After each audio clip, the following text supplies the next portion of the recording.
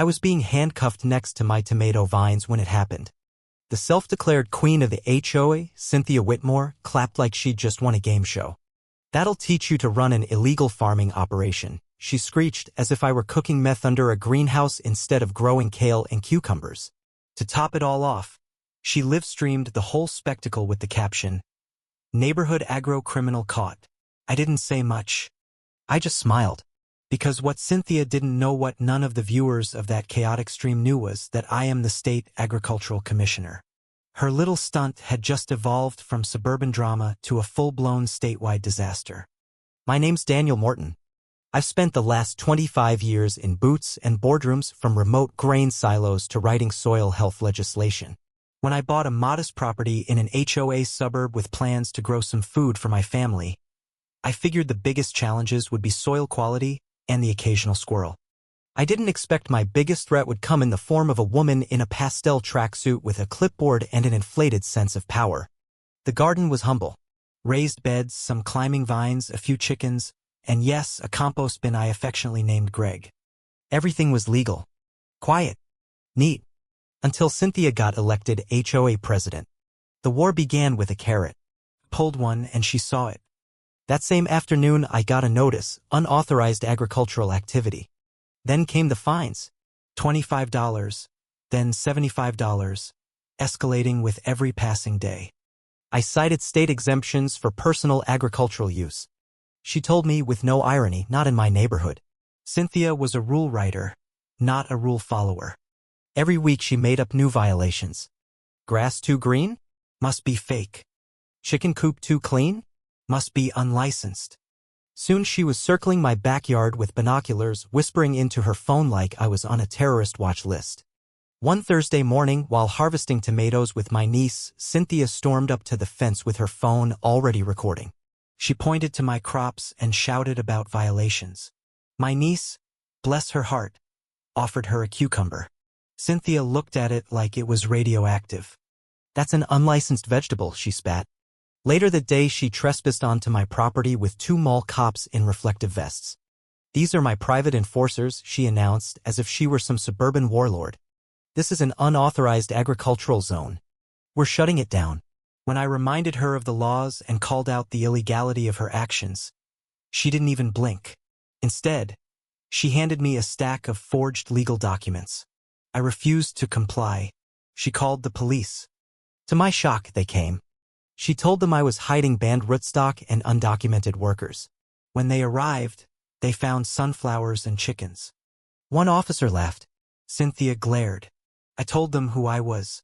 They cuffed me anyway, citing protocol. So there I stood, beside my lettuce, cuffed and calm, while Cynthia live-streamed my detainment like she'd taken down Pablo Escobar. But everything changed the moment I got to the station. I handed over my credentials. The desk sergeant blinked, called in a superior, then apologized profusely. Within minutes I was free. I didn't get mad. I got strategic. I called my office. "It's Dan. Audit Green Valley HOA. Full compliance sweep. Water usage, zoning, pesticide records. And get me everything on Cynthia Whitmore." My deputy chuckled. "Been waiting for this call." While Cynthia sent out a 5-page HOA email justifying her actions with junk science and kale slander, my office was compiling receipts. Her email blamed me for everything from neighborhood unrest to urban agricultural insurgency.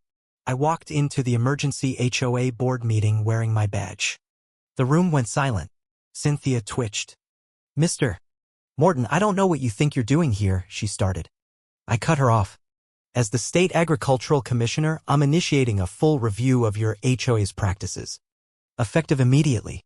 I handed out a list of state violations already discovered, including fertilizer runoff near protected wetlands and unauthorized pesticide use.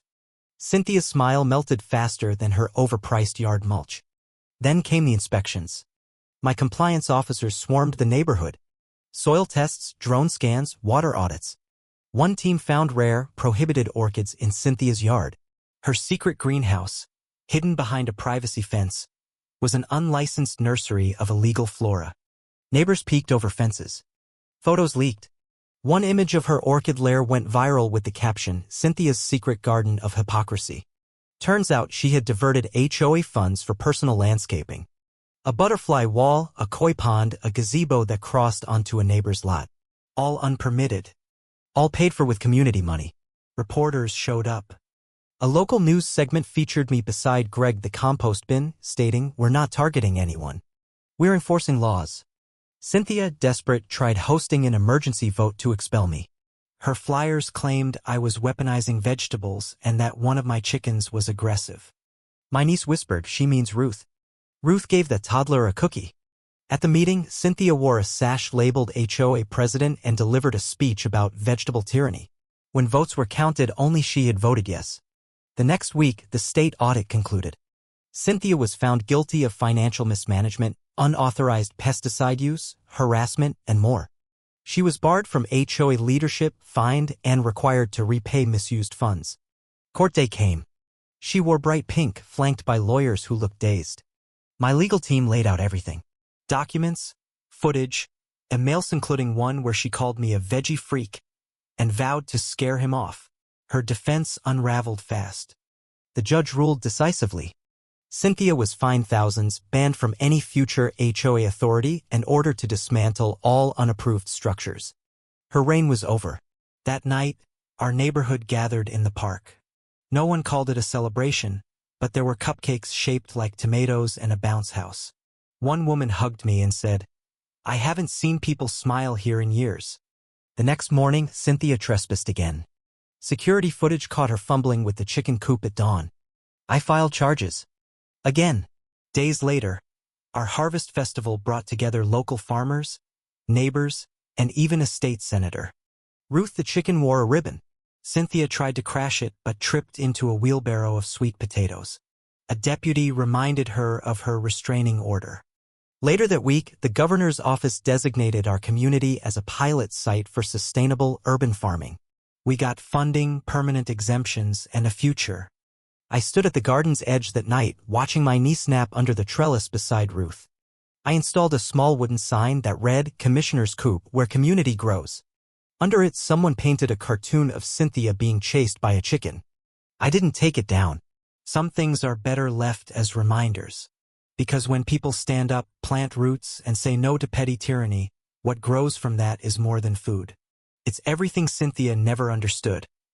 Respect, unity, and peace you can't fake with a clipboard.